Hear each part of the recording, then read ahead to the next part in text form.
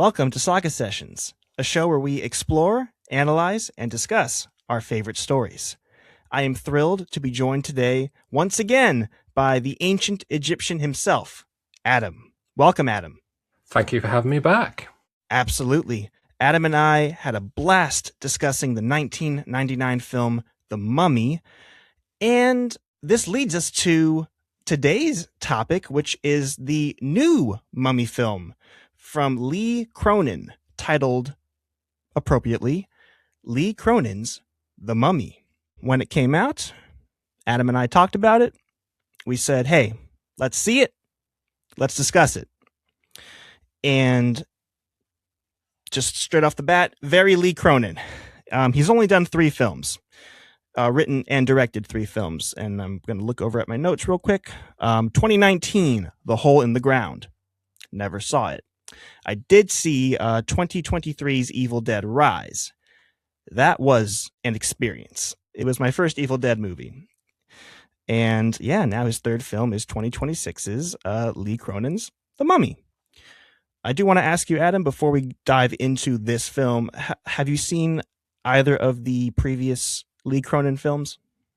I think that you have to have your head buried in the sand to not see Evil Dead Rise. I got to admit, it's not exactly what I go for, but like you said, I think the best word to sum that up is probably experience. So fair play. I think he has a art of filmmaking all of his own, and I really can't fault that. I think the art of scare, the art of shock, I think is a skill which is slowly dying. This movie and Evil Dead Rise, I don't class as horror and shock. Probably gore, body horror, definitely. Well, brilliant, and some people live off these things. I think you have to be that way inclined, but in all fairness, that is what Lee Cronin does, and that's what Lee Cronin does well. So I'll give him that. Agreed. He does do it very well. I was rather engrossed in the film the whole time, and I have to say it wasn't what I expected. I was expecting a bit more Egyptology, and there is some there, and we're going to dive into it. But overall, spoiler-free review, thoughts from me. If you like the Mummy series, if you're into Egyptology, see it. It's different. It's not part of the Brendan Fraser, Rachel Weisz series. It's not trying to be. It's its own thing. If you like horror, definitely see it, even though I think Adam and I both agree it's not necessarily your traditional type of horror film. But I don't see a reason why you should not see this film if you can handle body horror. And that's my take. I would probably be inclined to agree. I would say, though, just off the off, is that I think the movie, it does make a good attempt to portray Egypt as Egypt rather than some sort of idealistic view. Don't get me wrong, yes, there are shortcomings. However, I think we can both agree. I think that the use of Arabic in the film I thought was really good. I think that the portrayal as Egyptians, while not main characters, definitely believable. So I think it has come a long way from the 1999 stereotype, which we discussed last time, where there were some tropes, let's say. And so I think from that aspect, I think it was actually quite good. Agreed. Well, so let's talk about Egyptology, or the aspects of Egyptology that exist in the film. I'm going to ask Adam to dive into the topic of Egyptian demonology. Do you want to take it away, Adam? I'm listening. Sure. Well, I think we should start with the name, really, of the demon from the movie, which was the Nazmaranian. I have tried ever since our first conversation to find the legend or reference that Lee Cronin used. To this date, I cannot find it. So if anyone watching this finds it, reads a review, sees an interview, please can you put it in the comments, because it's driving me crazy. Please find it. Please let me know. So that out the way. I am sorry to tell you that this kind of story has no basis in Egyptian folklore or mythology. I think this movie was an attempt to insert a Christian narrative of demonology into a more ancient pagan kind of culture mythology. So, Christian demons normally have the predisposition of being inherently evil, try to get inside humans to corrupt their souls and blah, blah, blah. So Egyptian demons didn't really operate like that. And the phrase demon actually came from early Egyptologists, and it wasn't a name which the Egyptians gave to those supernatural spirits. So an Egyptian demon would be anything that is supernatural but isn't a god. An example is the beast Amit at the weighing of the heart ceremony in the underworld. That is where the famous scene Anubis weighs the heart against a feather. If the heart is too heavy with sin, then that heart is consumed by the beast Amit, which is a mixture of a crocodile, a hippo, and I want to say a lion. And then if the beast consumes your heart, then you cease to exist. That is why they were so scared of it. So moving on to the actual mummy itself, I just want to say that it's not really a mummy as such, as the person is still technically alive. So the person inside the coffin is being used as a host for a demon. Right. So again, I think I mentioned in the last video that we've done is that the art of mummification is a very expensive process and it isn't something to be done lightly. However, in this case, the body doesn't seem to have been wrapped very much, and it is more a case of the bandages that are applied have spells written on them, which we will come to later on in the video. Right. So I just wanted to get that out of the way. And plus the mummy had to be buried underneath a pyramid, so that had to be ticked off. So I'll give it that. Yeah, I did kind of think that to myself when I was watching the film. It's called The Mummy, but this isn't really a mummy. No, it's not a mummy. And I get that Lee Cronin wanted to move away from a coffin and, resurrected person trope. I get that completely, but to call that person a mummy is not really a mummy. It's more like a host. So, yeah. But I think when you slap the mummy title on it, it kind of like brings more people in. So I guess I could say that to it really. But let's go back to demons as I kind of sidetrack there. Sorry about that. So I think that you have to imagine an ancient Egyptian demon, and I use that in inverted commas because it's not really a demon, but I can't really think of a better name for it. They weren't inherently good. They weren't inherently bad. A good example of a likeness is the Maiar in The Lord of the Rings, where you have Maiar created by the ultimate Iluvatar and can either be good, can be bad, and in the case of bad, they were corrupted by Melkor. And ancient Egyptians' demons kind of follow that logic, and they are evil by direction. They are not evil by nature. And then similarly, they are, good by direction and, not good by nature. However, that didn't mean that the ancient Egyptians weren't scared of them, that they weren't terrified of them. They could walk between both realms, the living realm and the Duat, which was the Egyptian afterlife. And you had two types. So you had the guardians, who were normally on the side of good, and I say that loosely, and they followed the direction of the gods Osiris, for example, where they would protect the souls of those traveling through the underworld for judgment and then onto the field of reeds. And then you had the Wanderers, and the name is as ominous as it sounds. They were the ones that acted under direction from either a god or just felt like doing it. So they were the ones that the ancient Egyptians believed, feared, would cause illness, would cause famine, would cause all sorts of bad luck. So what they did, and this is the case throughout Egyptian history, what would happen is they would leave offerings, they would say prayers, they would do anything possible to appease the demons and sometimes the gods that would cause havoc or inflict harm on them. An example of a more famous demon, which was the terror of every ancient Egyptian, was the demon Apophis, or for short, Apep. Now, This was a giant snake. So imagine the basilisk from the Harry Potter Chamber of Secrets, if not bigger. So this snake, every night that Ra traveled through the underworld, this snake would try and stop Ra. Ra was the sun. So if the sun didn't rise in the morning, the Egyptians believed their world would end, essentially. So every night Ra had to kill this snake. If the snake wasn't killed, then that was the end of time.